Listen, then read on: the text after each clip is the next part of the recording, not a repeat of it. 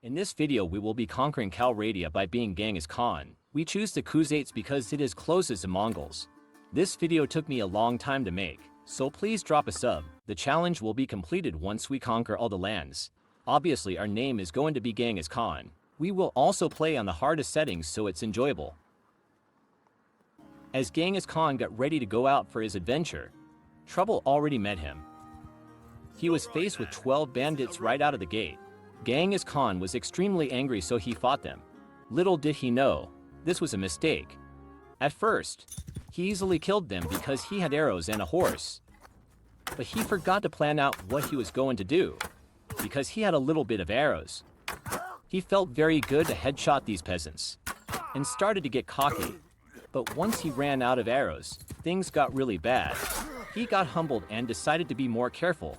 He decided to get his fighting skills up, so he can be ready next time. He worked very hard to achieve his goal, and earning some money along the way. He sold his trash prize for 200 dinars. His friend from Britannia told him smithing makes you super rich.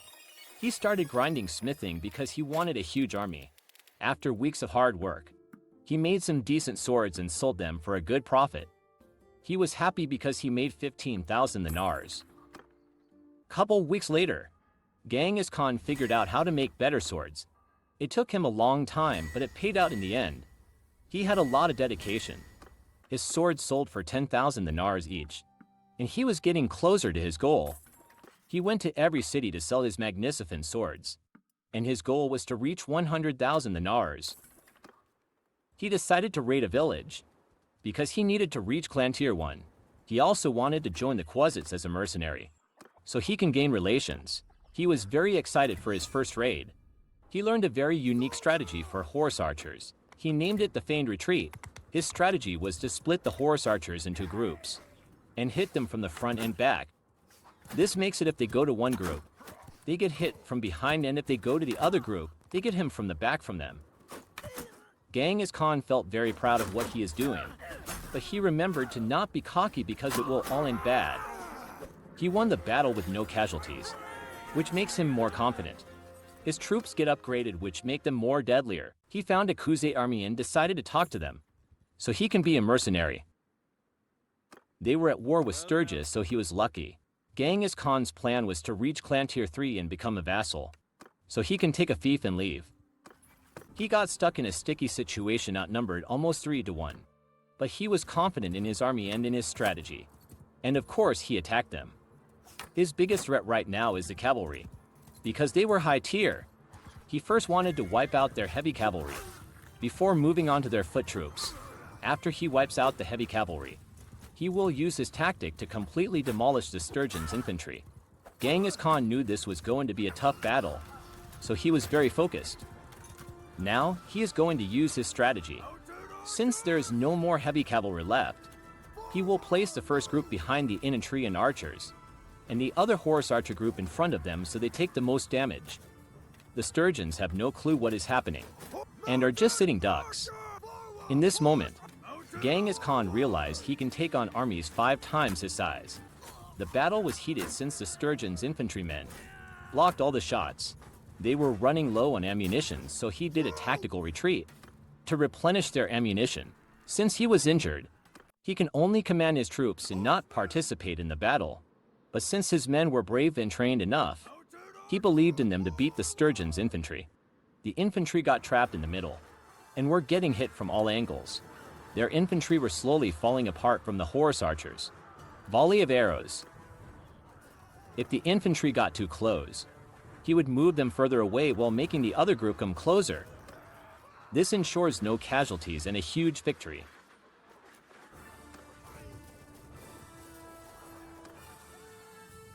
A general charge command was given, because there was a little bit of troops left. Genghis Khan only had the casualties, while the Sturgeons got demolished. He gained a ton of influence from this major fight, and became a respected mercenary, as his reputation was growing. He attacked caravans and lords to get his clan tier higher while earning money from it. As he was fighting, his troops became better and stronger, which made him closer to his goal. Once he reached Clan Tier 3, he went to Monchug to pledge as a vassal. Genghis Khan worked very hard to be where he is at. He trained a good army of Khan guards, which can take on armies 10 times its size. Now all he needs to do is get a good fief and leave the kingdom. Look how strong Genghis Khan became after his years of hard work. Genghis Khan had his eyes on Makeup and was waiting for it to get captured.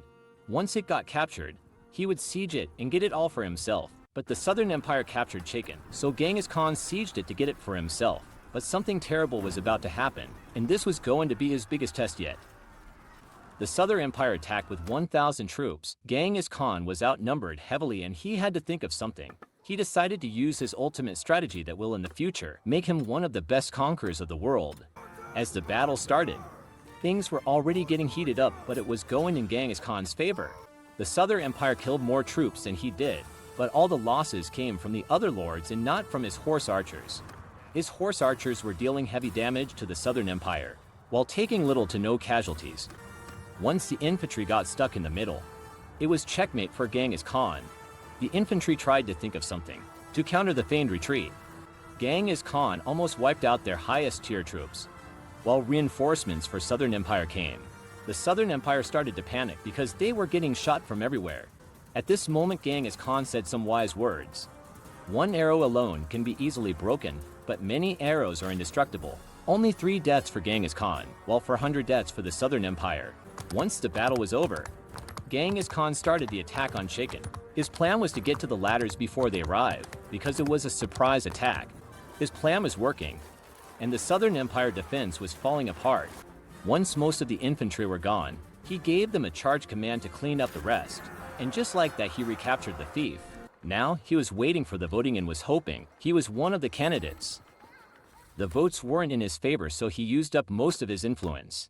This is Genghis Khan's first fief, and he was happy. While he was building up his town, he saw that Makeup had a rebellion. He decided to leave the Khuzaits and capture the fief. He found a Khuzait army and decided to sue for peace, so he can capture Makeup. Genghis Khan knew if he didn't sue for peace, he would take heavy losses. Now he can attack Makeup and take it for himself. Attacking the rebels was easy because they had no resources and had low-tier troops. Genghis Khan fought bravely with his men, and the rebels were shivering with fear. Genghis Khan celebrated with his men after capturing another settlement. After capturing this fief, Genghis Khan will build up his army and his defense before he creates his kingdom. When the time was right, Genghis Khan created his kingdom and named it the Mongolian Empire. Right after declaring as a kingdom, the Northern Empire declared war in the Khuzait Empire. Genghis Khan was in a very bad situation, and his kingdom might fall if he doesn't play his cards right. He decided to play defensively and wear down his enemies, so then he can sue for peace or take their settlements. He battled with sweat and blood, and tried very hard to not lose a lot of troops, but he lost a good amount of his troops, and if this continues, he will run out of high-tier troops. Right after the Khuzait sieged his castle, the Northern Empire sent a huge army to siege him. He won the battle but lost a huge chunk of his army. He was constantly getting attacked without any breaks. He just kept getting sieged over and over again. He would sue for peace, but right after that, another kingdom would declare war. Genghis Khan had no breaks and was constantly fighting. He decided to siege a castle. After defeating a huge army of the Northern Empire, he captured the castle with minimal losses. After fighting huge waves of armies, he decided to siege another settlement because he destroyed dozens of Northern Empire armies. He captured the fief while an army was attacking him. His kingdom was growing steadily but needed more clans. The Khuzait kept landing attacks after attacks, but Genghis Khan kept repelling it with his great strategy. Genghis Khan was outnumbered by 200 troops. He decided to wipe out the Khuzait's horse archers because that would be their hardest challenge. He decided to retreat so they can replenish their health and arrows. Now that he has eliminated the horse archers, he can destroy the infantry and archers. Genghis Khan's horse archers are super fast, so the infantry can't catch up. He decided to place his archers in the front and back of the lines, so they get trapped. The Khuzaits were getting overwhelmed and defeat was inevitable. Genghis Khan won the battle with minimal casualties. He also decided to imprison the lords. He peaced out with the Khuzaits so he can focus on the war with the Northern and Southern Empire. Fighting the Empire was easier since they had no horse archers and can easily wipe out their strong infantry and archers. He was at war with the Northern Empire for a very long time and kept defeating armies after armies. The Northern Empire were getting exhausted of the war. They wanted to sue for peace with Genghis Khan, but he didn't. He knew he had a big advantage since they were at war with many factions. He wanted to make the Northern Empire fully exhausted. so he can max out the tribute. He also wanted to convince clans to join his kingdom, instead of the Northern Empire after making them fully exhausted. He also made an alliance with the Asari, so they can help him with the war. He kept on attacking Northern Empire armies, to wear them down to the point where they will pay for peace. The Northern Empire ran out of high-tier troops, because Genghis Khan kept beating armies after armies. Northern Empire was reaching complete exhaustion, and if they did, they would have to pay a lot of dinars to peace out. Genghis Khan convinced a strong Northern Empire lord to join his kingdom. Now he has lots of men and can take on his biggest enemy, the Khuzaites. If he defeats this Northern Empire army, they would have to surrender and Genghis Khan would win the war. He defeats this army, and that means Northern Empire has reached total exhaustion. The Northern Empire wants to pay 1 million dinars for the war, and Genghis Khan gladly accepts.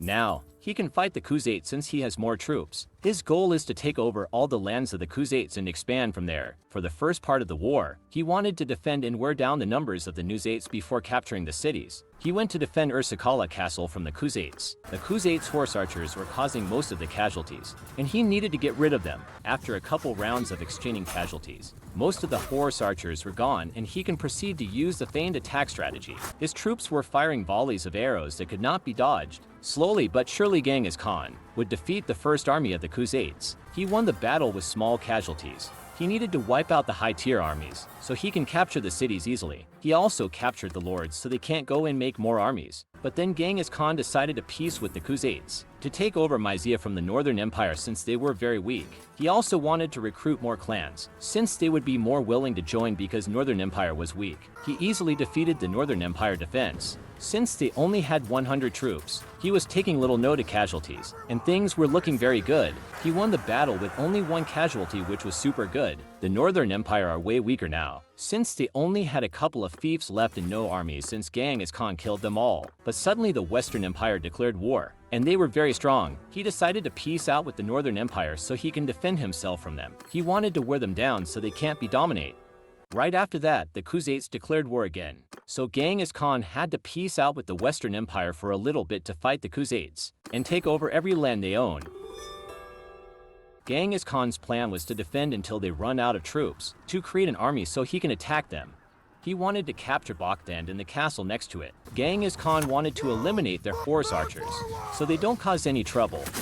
They had a lot of horse archers, so this took some time. But once they were gone, the Khuzaites knew they were going to lose this battle, but they fought bravely until the end.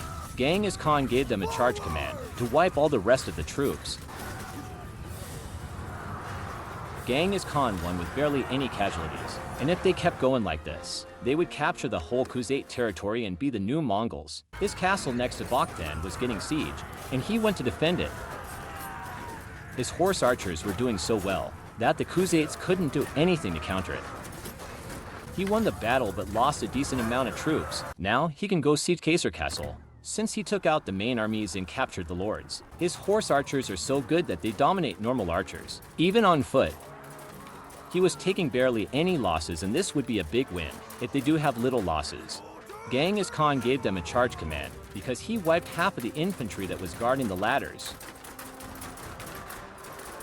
He also gave the charge command to his horse archers, since there was barely any defenders left. He won the battle with 10 casualties, but none of them came from his party. After that, he went to siege Balta Khan, since that was his original goal. He did the same thing that he did when he sieged the castle, and it was working.